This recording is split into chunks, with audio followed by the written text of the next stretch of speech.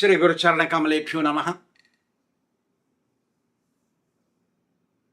Sri Suta Goswami speaks to 88,000 sages gathered in Naimisharanya and headed by Saunaka Rishi, saying that, O sages, Sri Shukadeva Goswami is telling King Parikshit that Narada Muni speaks to King Yudhishthir in the gathering of his Rajasuya sacrifice, saying that, O Yudhishthir, the Supreme Lord is Sri Kṛṣṇa, his name is Kṛṣṇa, and who is near you. His resolves are immutable. Nobody can change his resolves. Nobody can move. Human beings, whatever they desire, some desires are fulfilled and sometimes some desires are not fulfilled. But it does not work like that with the Supreme Lord. His desires and fulfillment of his desires are same, one and the same. Whatever he desires immediately thereafter becomes fulfilled. For example, the Supreme Lord desired to create this material creation, and immediately that took place. He did not endeavor hard. He did not work hard. Any desire, he never works hard. No labor for him. All living entities, movable or immovable, including whole material creation, is resting on the will of the Supreme Lord.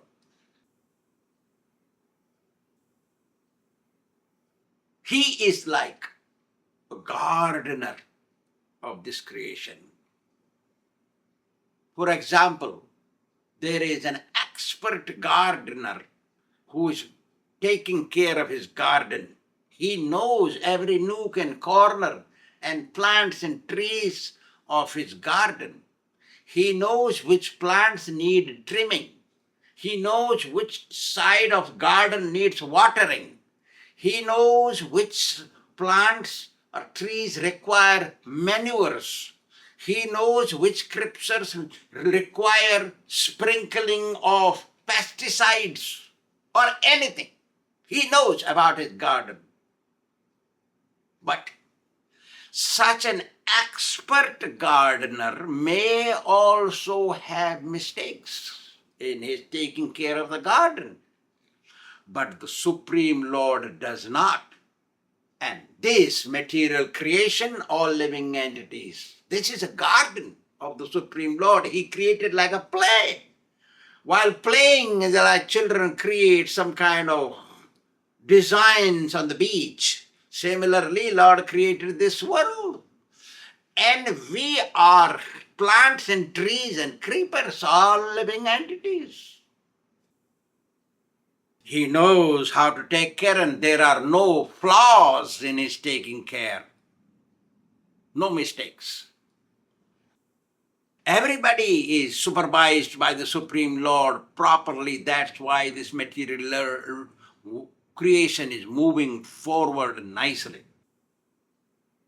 Those who understand the arrangements made by the Supreme Lord properly, they are called wise.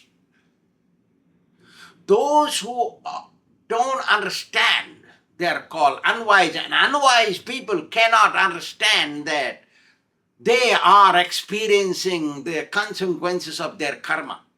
That's why they are called ignorant. They don't understand it properly. Just yesterday, one of our very good devotees, Lochan Das, told me that he got a friend and his friend had a brother. And a brother died young age, 12, 15 years old, so parents became agnostic atheists because they said or thought, why God did such an injustice to us. Can you imagine? They are reaping the consequences of previously performed karma. They are accusing God for this and became atheist and taught his friend and everybody else in the house to become totally atheistic. In the western part of the world, people do not really have proper faith in God like that. So,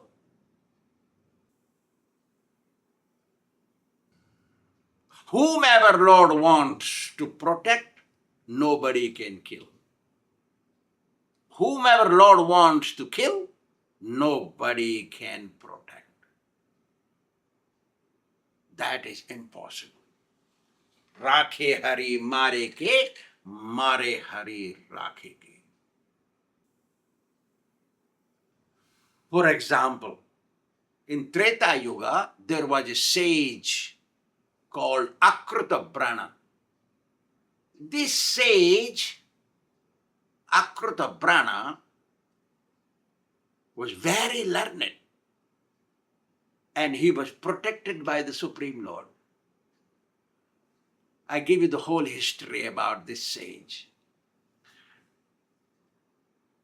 Parents of this sage were learned Brahmins, husband and wife. In those days, they would make their ashram in the forest, in lonely place, peacefully reside on a bank of a river, something like that, have fruit trees and nice peacocks and parrots and all those sounds, and want to do austerities there.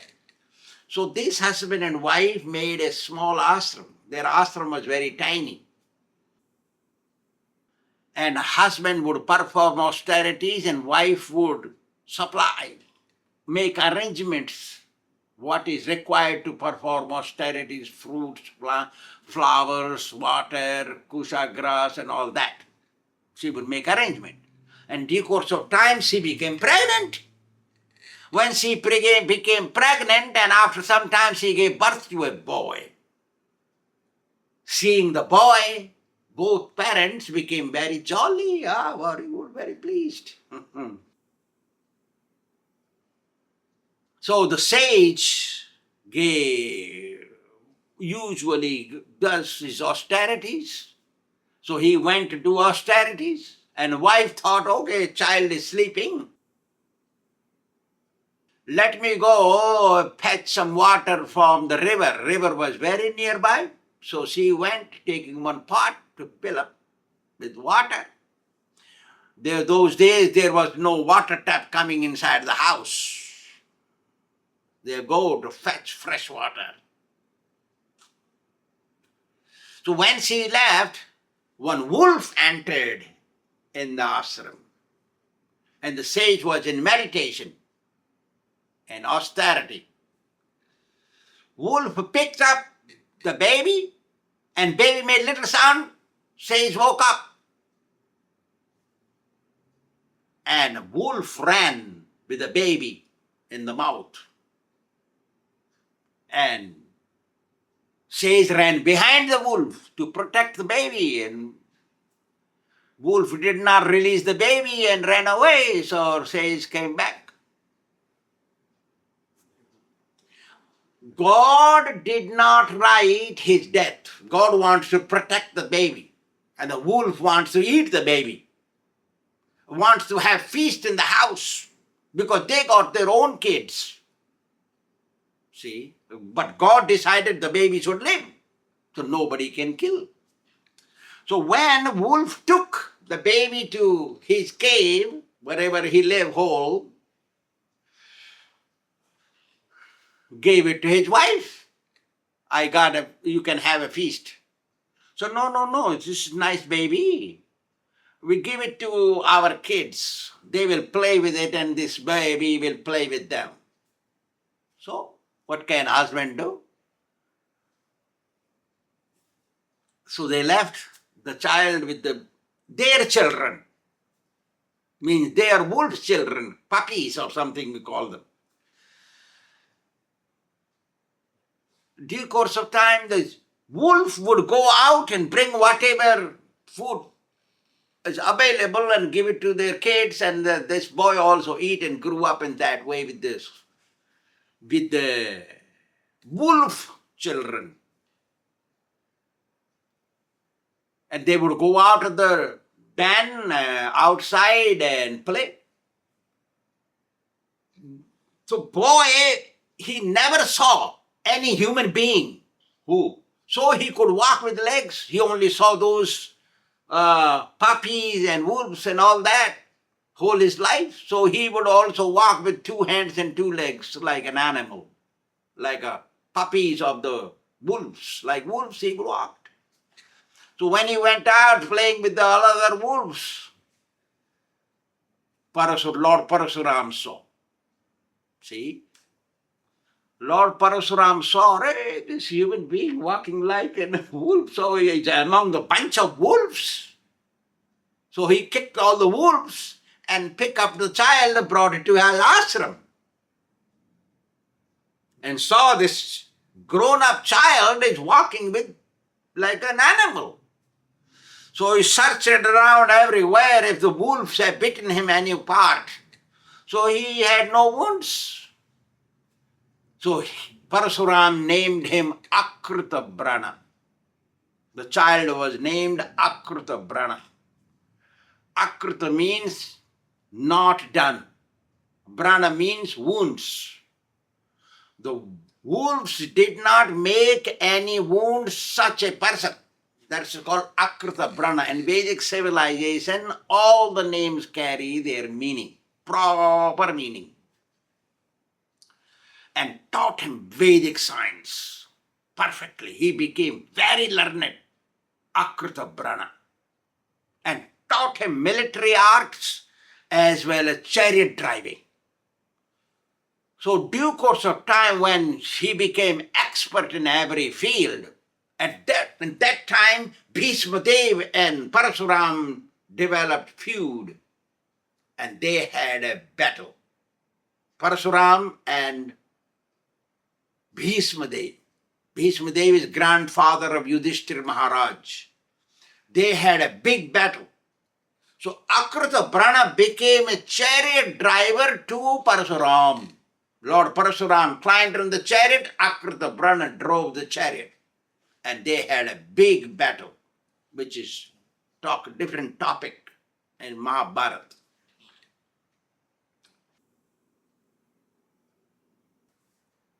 Akrita Brana became very famous sage, a learned sage.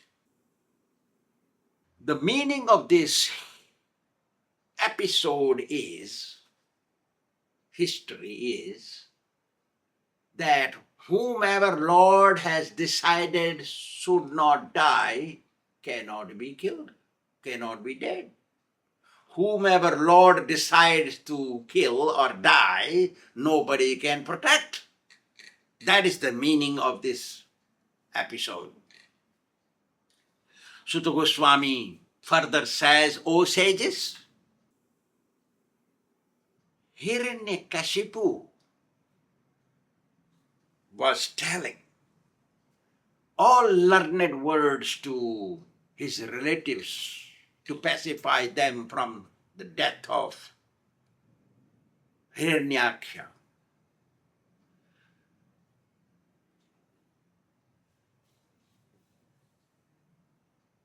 Still, he would be killed.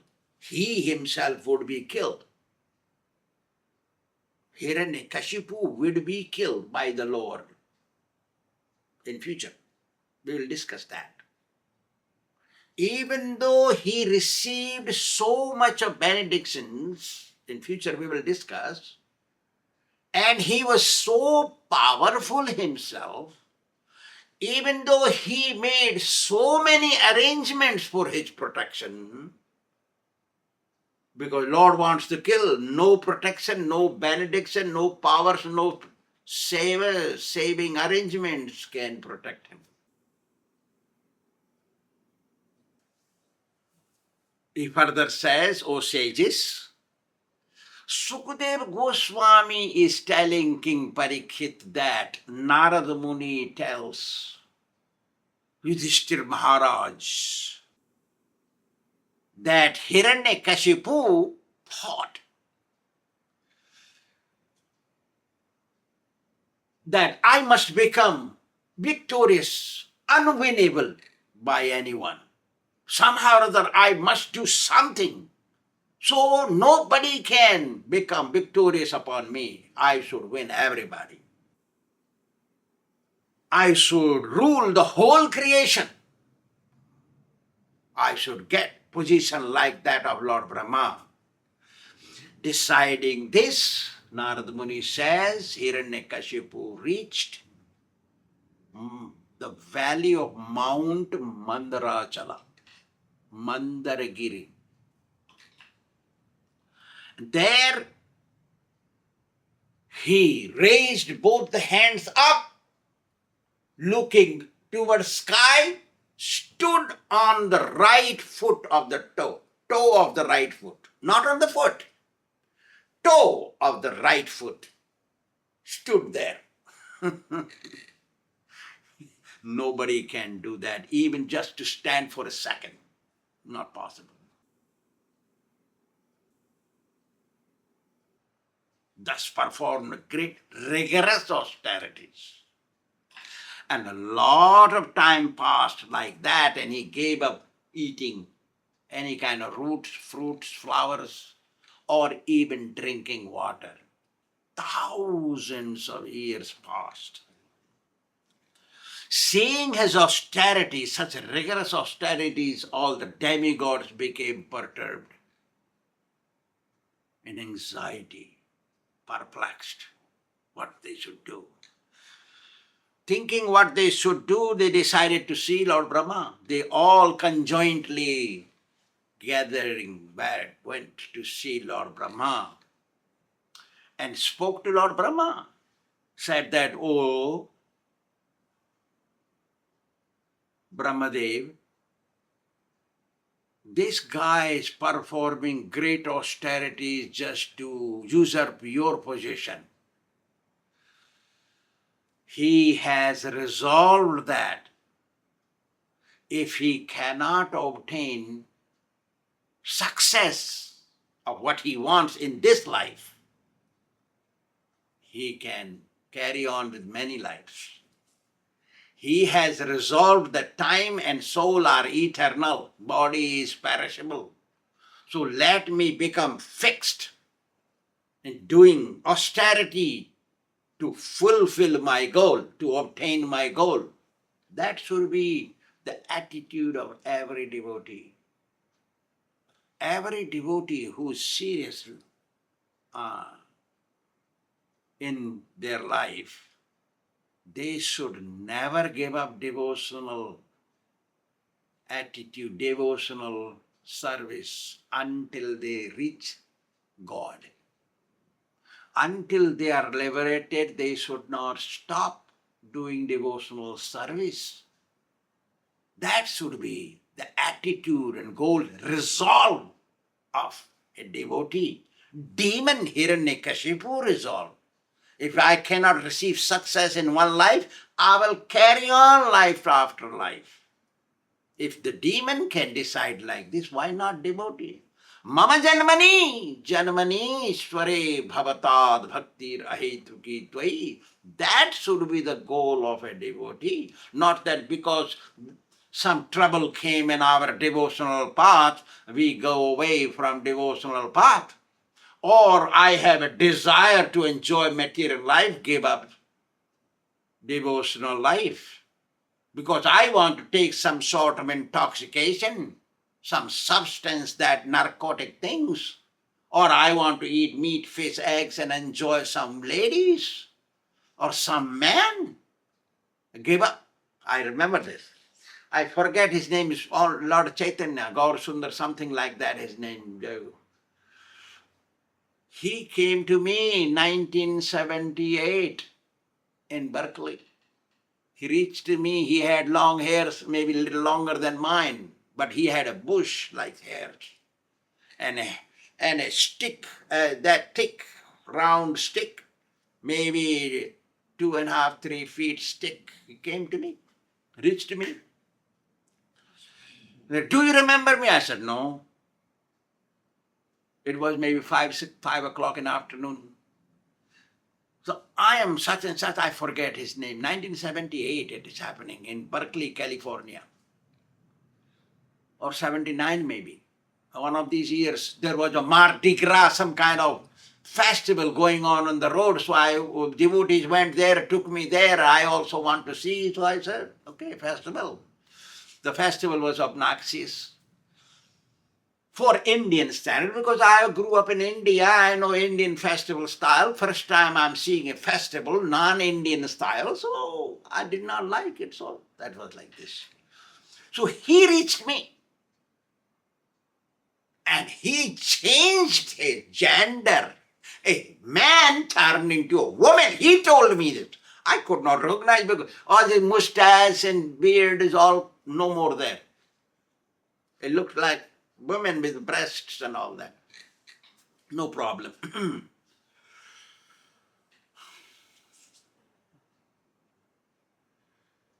He had resolved, I will never give up performing austerities until I get my goal in my hands. That was it. He knew, because he was learned. He knew time factor and spirit soul both are eternal. Body is perishable. So why should I be bodily conscious? Let me be fixed in my goal. That is to obtain whatever I want to obtain. So the demigods continued saying to Lord Brahma,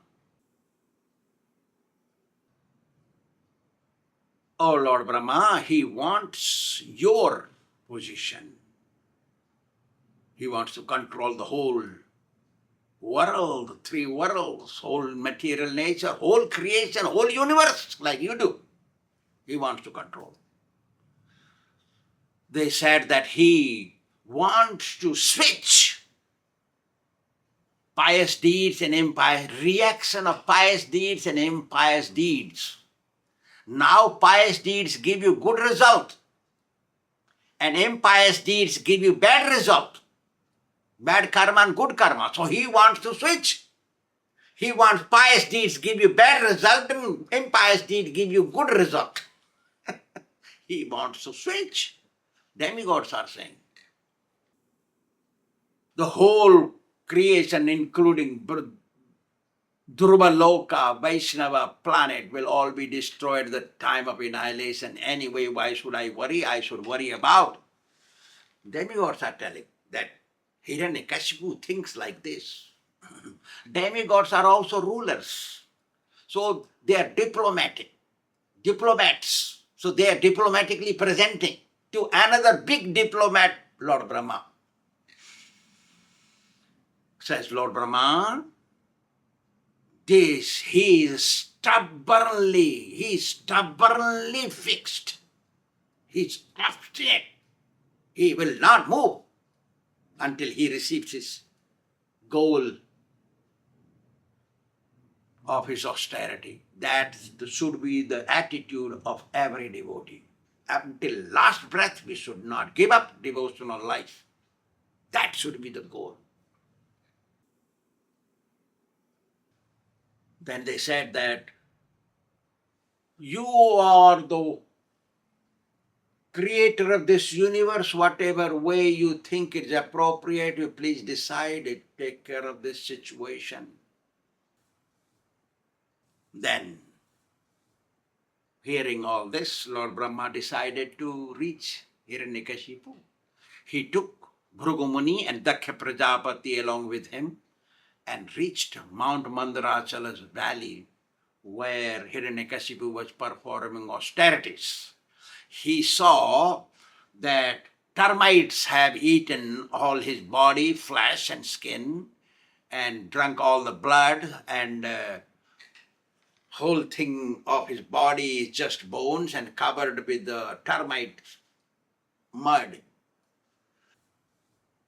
And he is still carrying on fixed in his austerity to obtain his goal. He's so obstinate because those days life could survive with the marrow, which is inside the bone.